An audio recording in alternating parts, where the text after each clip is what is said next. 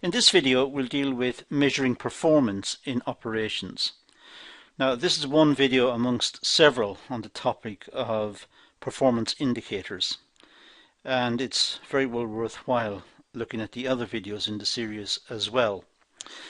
But for the moment let's deal with measuring performance in operations. Now there are going to be various measures we can look at under this heading in this session. So I'm just going to break them down, and we're going to start with quality. Quality measures the degree to which the output of a process meets the customer requirements. When the customers place an order, they are looking for something specific. They're looking for a specific set of characteristics in the product. And when products precisely match those requirements, it's said to be good quality. The quality of goods relates to the physical performance and characteristics of a good. It's the suitability of the good to meet the requirements of the customer. And the more precisely the good matches the requirements of the customer, the better is the quality, or the better is the quality judged to be. A common measure of quality is the number of defects per unit,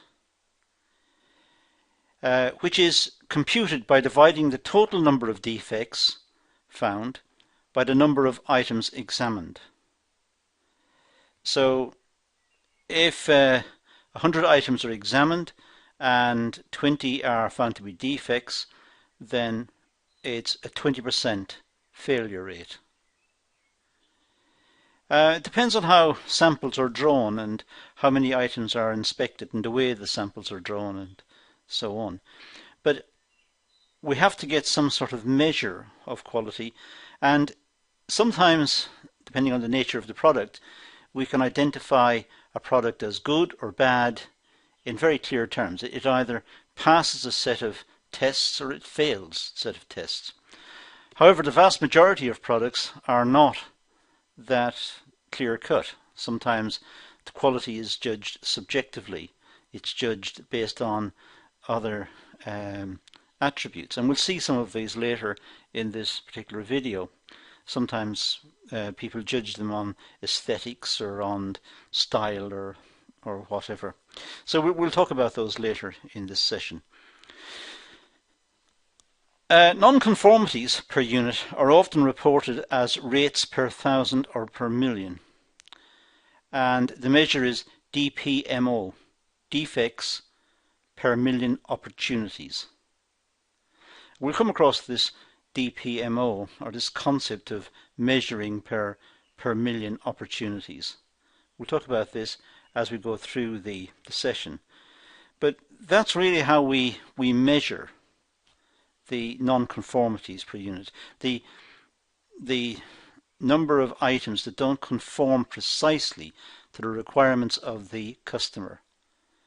It's the number per million or per thousand, and it's measured as DPMO, defects per million opportunities. There are many dimensions of quality, including performance, a good's primary operating characteristics. For example, a car's brakes stops the vehicle. So it's performance. That's one particular attribute of quality. Does the product perform in the way it's expected to perform? Now, if the car's brakes work and the car stops, we could say that the brakes are good quality. The brakes have done their job, or has done its job. It stopped the car. So performance was good quality. So sometimes when we talk about quality, we talk about the performance of the product. It could be also the features. Sometimes this is referred to as the bells and whistles. It's an English expression. Bells and whistles means additional features. So if we talk about a car, we talk about the attributes of the car, and we could say it's also got reclining seats. Now, the reclining seats are something extra, some additional feature which was perhaps not even anticipated when the car was purchased. So that was the bells and whistles. It's something extra. It's additional to the functionality of the car, addition to the performance of the engine, the brakes, and all the vital parts of the car. So this is something in addition. The bells and whistles, the additional bits. Reclining seats could be an example. There are many dimensions of quality, including also reliability. The probability of the manufactured good working over a certain time. For example, vehicle engine always starts on cold days. So the car is reliable. It starts when we want it to start. When we initiate the ignition sequence, the car starts. So it's reliable. It's a reliable vehicle. It's good quality. Conformance, the degree to which characteristics match pre-established standards. Back to the car, for example. The vehicle door does not leak water. It's conformance. It's a conformance to the standards. What we would expect. We would expect the car to not leak when it rains. It's conformance to the standard. It fits the standard. It fits the requirements. It's conforming to the standard. So its conformance is good. Durability. Used before it physically deteriorates. For example, auto corrosion. Sometimes cars rust. The car is still good. The engine's good. The different parts of the engine is good, and the car is still working, except the bodywork is rusting. So its durability, its lifespan is questionable. So if the car doesn't rust, the car could last for perhaps many more years. It would be more durable. So quality can be measured in terms of its durability. How long does the product last? Serviceability. Speed, courtesy, and competence of repair work. For example, if we take a car in to be have a small check over. Were the people in the garage polite, and did they answer the questions? Were they courteous? Was it a nice place to wait?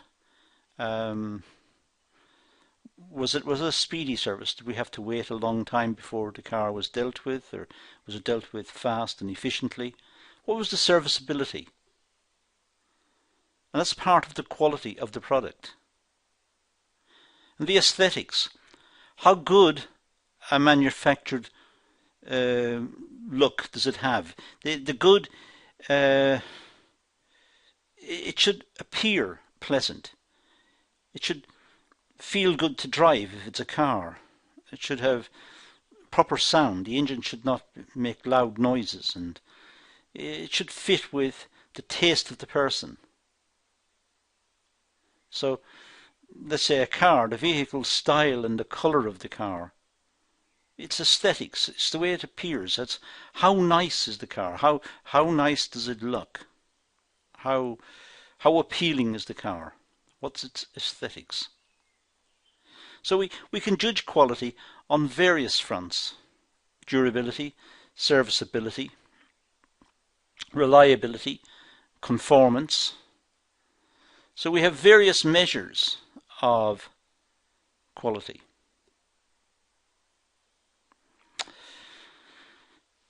Another way to think about quality, this is going in the other direction, but we could think about quality in terms of a critical defect. One that judgment and experience will indicate will surely result in a hazardous or unsafe condition for individuals using or experiencing the good or service. It's a critical defect. Now that is dangerous. It's injurious to us. So if we buy a car and the car's got a critical defect, the brakes don't work, for example, that's hazardous. That's unsafe. So a critical defect is a problem. So If everything else looks good about the car, but it's got a critical defect, then that is something which adversely affects the quality of the car. In fact, it badly affects the quality of the car. It could be not a critical defect, but it could be perhaps a major defect. One that's not critical, but is likely to materially reduce the usability of the good or service for its intended purpose. Back to the car again. Perhaps the brakes are okay, the brakes work, but the car has a tendency to break down. It's just inconvenient, it's not reliable. We buy the car, it's safe to drive, the brakes work, but we don't know if it's going to start the next time we ask it to start. The next time we initiate the ignition, the car may not start. That's a major defect. It could be a minor defect, one that's not likely to materially reduce the usability of the good or service for its intended purpose, but it's a defect, it's a minor defect. Perhaps the windows don't work. We can still drive the car, and it's still safe to drive. There's no critical defect, there's no major defect. It's just inconvenient. We can't put the window down. Or the seats don't fold as they should. There's some minor defect in the car. Now these things affect the quality of the car. We also have service quality. We have to make sure the service quality is consistently meeting or exceeding customer expectations, and service delivery systems performance for all service encounters. We have to make sure that we get good service, that it meets our expectations or exceeds our expectations, and it does this over and over and over, every time. So that's what we mean by service quality. Now, service quality can also look at, for example, tangibles, physical facilities, uniforms, equipment, vehicles. Let's say we take our car in to be serviced. We want to have the car checked over. It's due a service. Then, what are the people in the garage like? What are the physical features of the garage? Are the staff polite and courteous, and do they wear uniforms, and do they have a lot of equipment, and what's the feeling, the tangibles, what we can see, what we can experience? What are they like in terms of the place we've taken the car to be? Because these are symptomatic of the type of service we're likely to get. Reliability, the ability to perform the promised service dependably and accurately. Is the garage going to do a good job? Are we going to get value for money from having the car serviced there? Is it reliability? Is it reliable? Is the service reliable? Have they got an expertise in dealing with that sort of car? Have they got the equipment? Have they been trained? The responsiveness, willingness to help customers and provide prompt recovery to service upsets. Let's say we have the car serviced with them and we have an agreement with them that they will maintain the car, and the car breaks down somewhere. Will they come and help us? I mean, they're responsible for the car. We are paying them to be responsible for the car. So are they going to respond to our request to come and help us? We're broken down. Will they be there fast, or will it take forever for them to get there? Will they arrive eventually, after many hours perhaps? So how responsive are they to our request? Assurance, knowledge and courtesy of the service providers, and their ability to inspire trust and confidence in customers. We should have a whole feeling about where we are. If we take our car in for service, we should look at the premises, look at the layout, look at the professionalism of the receptionist and the efficiency of the documentation that's handled, their database about the car and about its service history. They should be able to get the car serviced with expertise, with the appropriate equipment. So it's a good experience. We are assured by what we see and our contact with the staff. So quality comes from the assurance. We feel confident about what we see. Empathy. The people at the garage, the service personnel at the garage where we take our car, they should have a caring attitude, and they should have individualized attention provided to its customers. Each customer is different, has perhaps a different set of requirements. They might have essentially the same cars, but some customers might be in a big hurry to get the car, or they can't bring it in on a certain day, or the people working at the garage, the receptionist and the staff who are booking the car in, should show some caring, should have a caring attitude towards the people, and that will make the customers feel that this is a quality service. Every service encounter provides an opportunity for error. Errors in service creation and delivery are sometimes called service upsets or service failures. And many companies can experience these. Sometimes data is entered wrongly into a database, and we have a bad experience as a consequence of it. We may be worried because we've been contacted by the company to say that the product is due to be serviced, or the product has a failure, and in fact it hasn't. It may be erroneous data entry. So there are always errors, and we have to have some sort of tolerance towards this, because data is entered by humans, and sometimes by simple mistakes, no malice, just simple mistakes, errors can be made.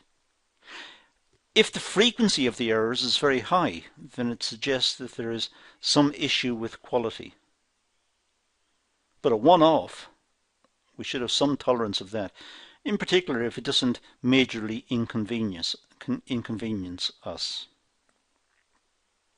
In services, a measure of quality analogous to defects per unit is errors per million opportunities. So it's similar to defects per unit, and here we talk about errors per million opportunities.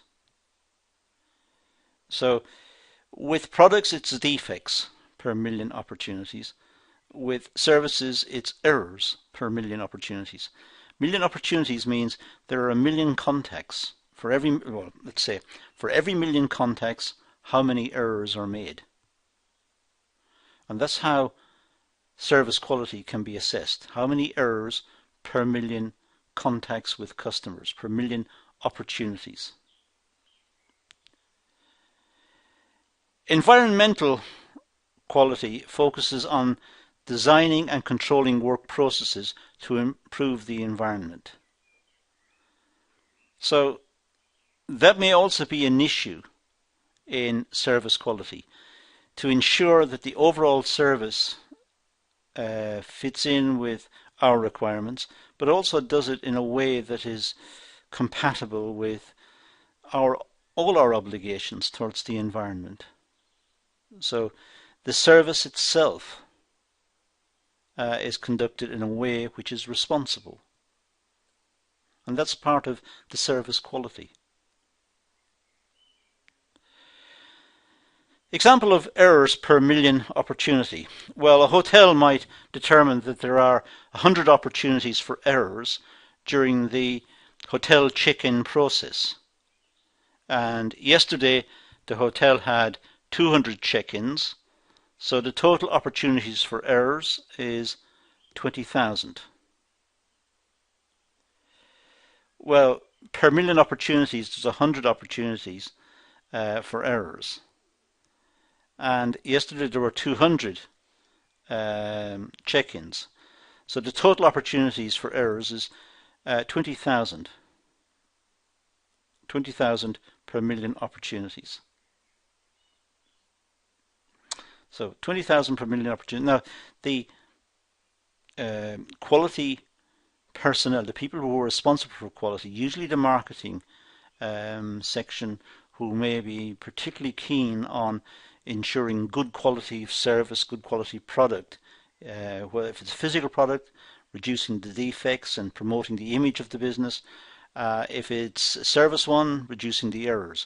They would be interested in this type of calculation because they wish to publish how well the business is doing and what its error rate is.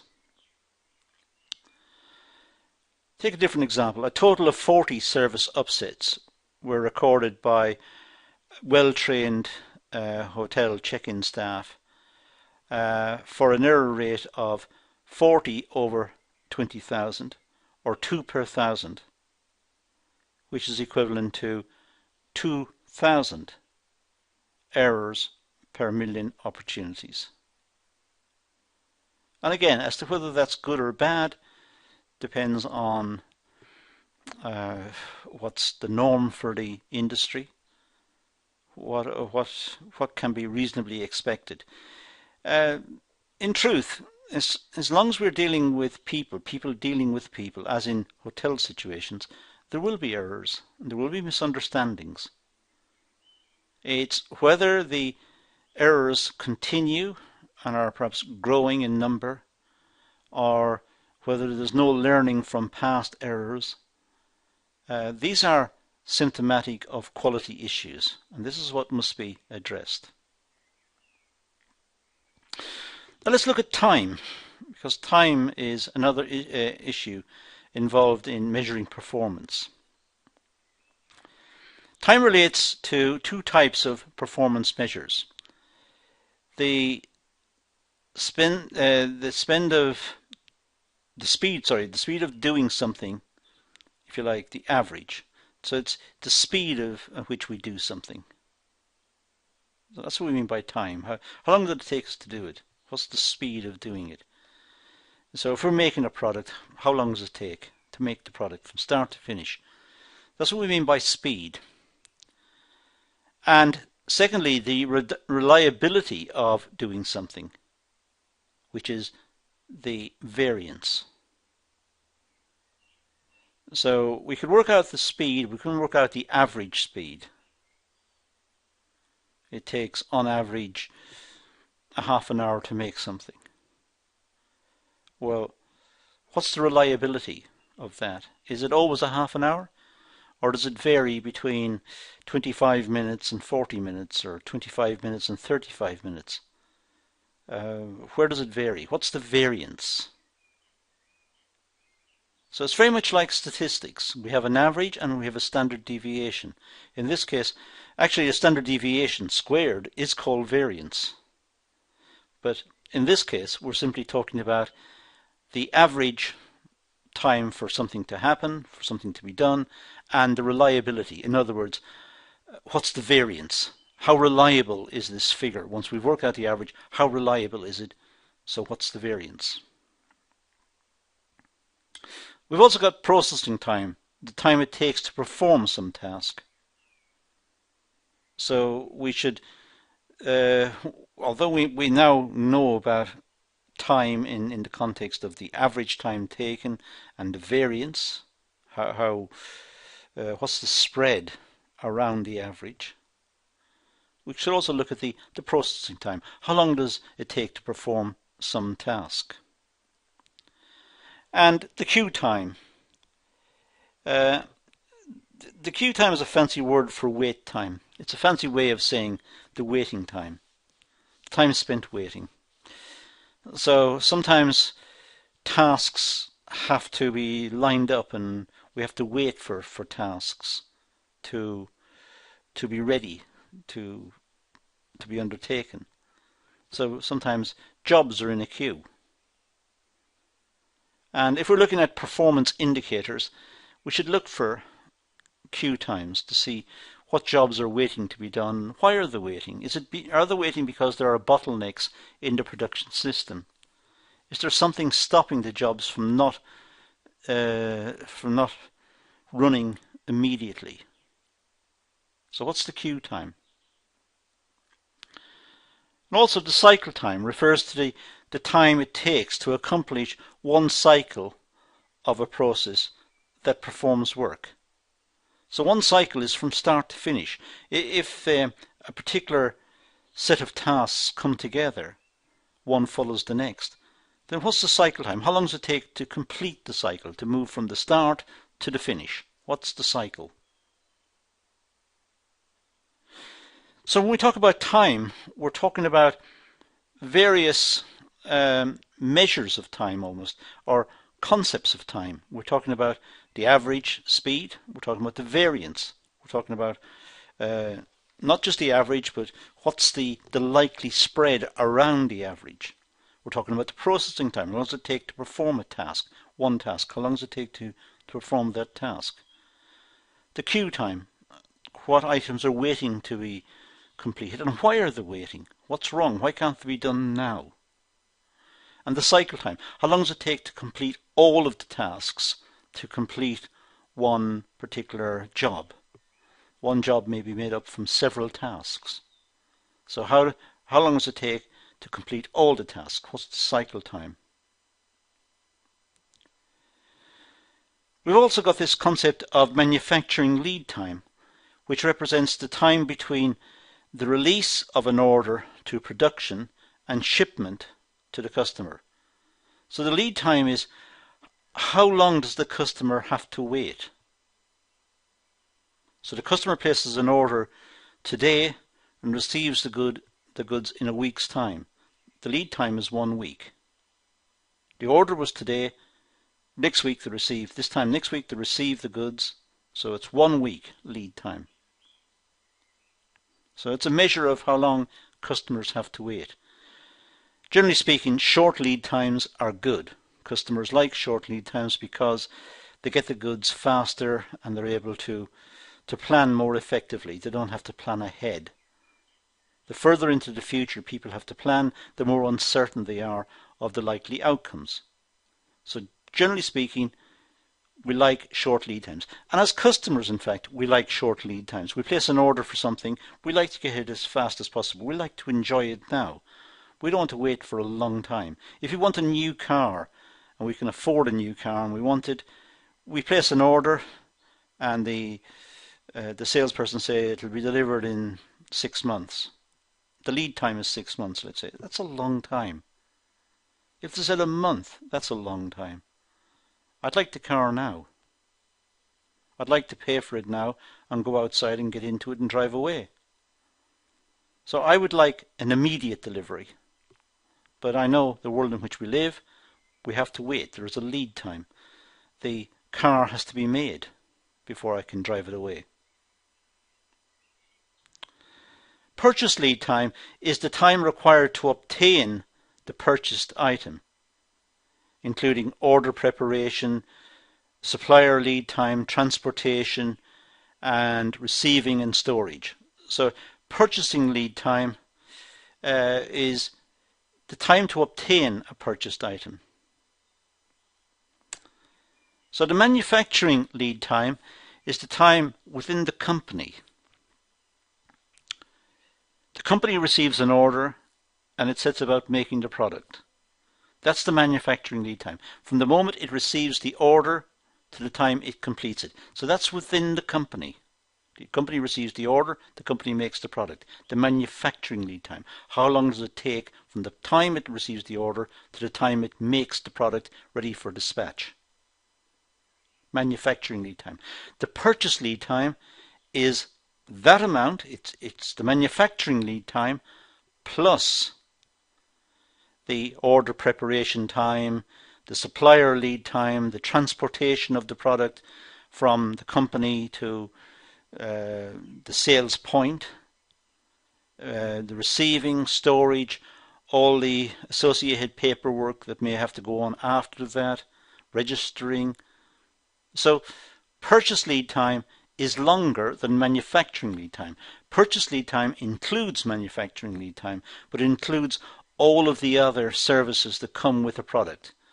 Handling the product, getting the product to the customer, doing any paperwork associated with the product, dealing with finance.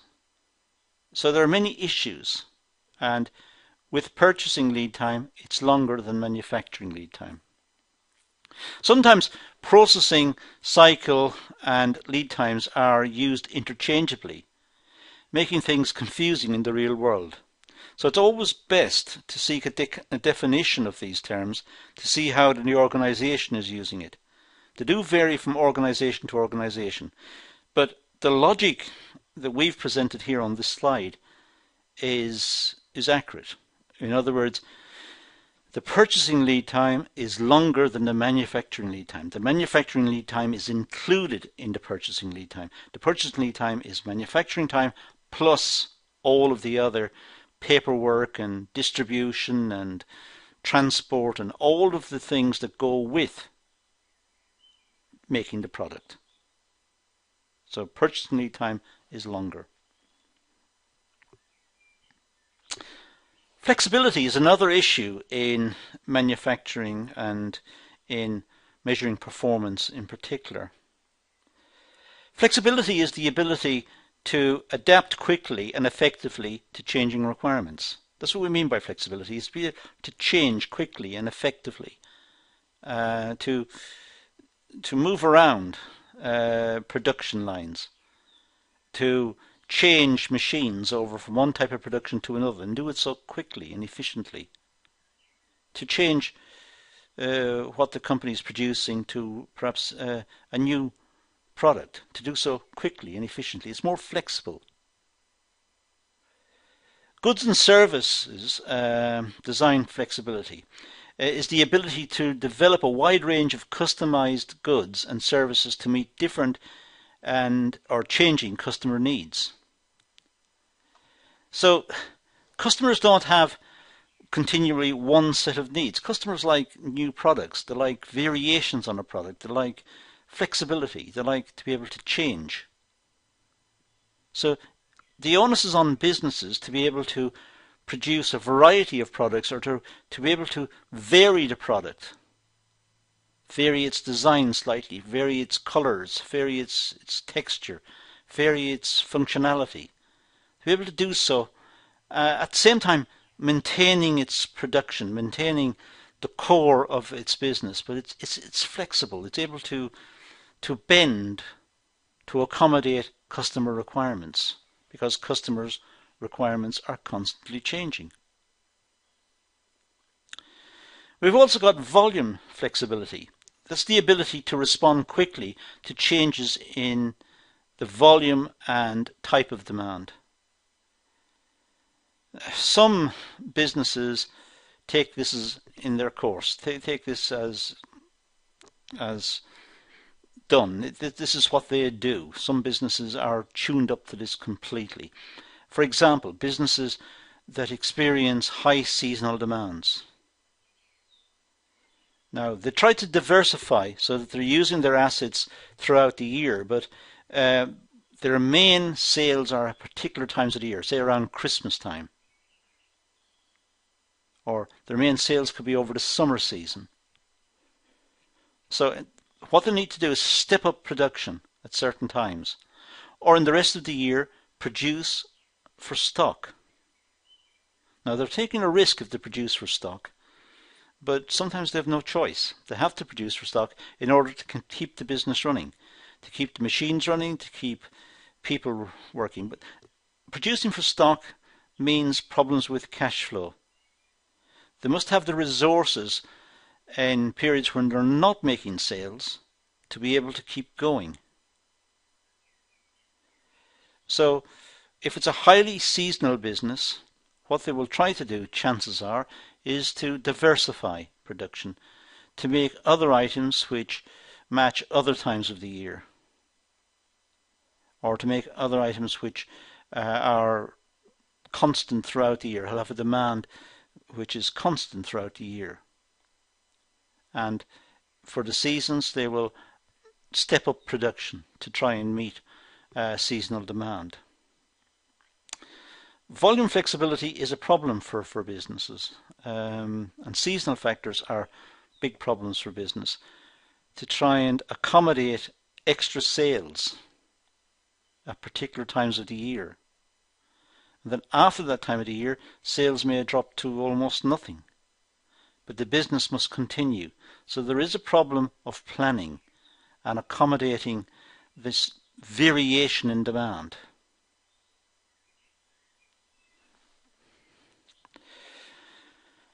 Organization management spotlight. For example, Nissan flexibility. Now Nissans make cars. They may build 5 models in one assembly factory. That's because they use modular assemblies. So they're, in a sense, quite flexible. They make items. These items may fit onto different models. They're not, in a sense, making 5 different models. They're making a car, or they're making an SUV or whatever, but a lot of the parts are interchangeable. So they're able to use modular assemblies, which is much cheaper to manage. And that gives them flexibility. But many companies are trying to seek innovative ways of dealing with flexibility. It's particularly difficult in manufacturing, where specialist machines are purchased to do particular tasks. And if those tasks are only required for products at a certain time of the year, let's say, then at other times the machines may stand idle, which again is a waste of resource. So the problem here is for management to try and diversify production if it can, or to find ways of coping with this seasonality or this variation in demand, trying to find ways in which there's flexibility. In dealing with this slide, I've talked about seasonality as one of the big issues that leads to flexibility.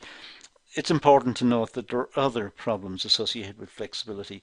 It could be a company which has got a highly sequential production line, with production flowing from, say, one machine to the next machine. Well, if one of the machines breaks down, then does the business have flexibility? Can they reroute the work in some way so that production continues while the machine is brought back online? So it's trying to find flexibility that is a problem for management. And of course, the more specialized the machine is, or the more specialized the product is, the more difficult it is to find flexible ways of coping. Now, these are some of the topics that we need to pick out when we're talking about measuring performance and looking at some of the issues in measuring performance. This is one video in several on this topic, and it's important that you look at the other videos as well. Try to do them in sequence if you can. They're all numbered 1 through to 5, I think it is, but there are other ones which are related as well. So just anything on the performance indicator theme should be looked at and checked. But also have a look at the reading material to see if you can make your own notes and fill out your understanding of this important problem, this idea of measuring performance and the issues involved in measuring performance. That's all I'm going to deal with in this particular video, however. I'm going to leave it at that and say thank you for watching.